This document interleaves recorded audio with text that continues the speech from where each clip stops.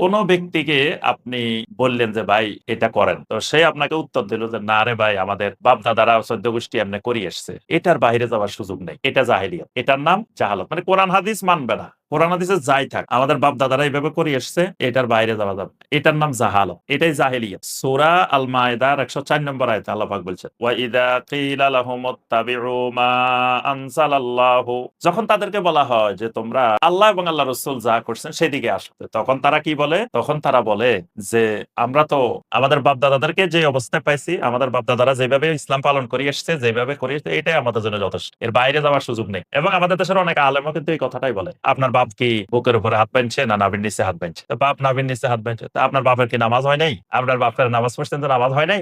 তাহলে আপনার বাপের যদি নামাজ হয় তা আপনার আর এই বুকের উপরে বাঁধার দরকার কি? আপনার বাপ তো রাফল ইয়াদান করে নাই, আপনি রাফল ইয়াদান করেন কেন? এই যে জাহালত, বাপ দাদা যা করছে যেভাবে করছে, এটার নাম জাহালত। কোন আলেম, অনেক এলেম আছে কিন্তু বাপ দাদার রসুম রেওয়াজ, বাপ দাদার সিস্টেম ছাড়তে পারে না, তার ভিতরে জাহালত আছে, এলেমও আছে, জাহালতও আছে। এই জন্য জাহালত যতক্ষণ কারো থেকে দূর না হবে ততক্ষণ পর্যন্ত সে সুন্নতের পরিপূর্ণ ইত্তেবা করতে পারবে না।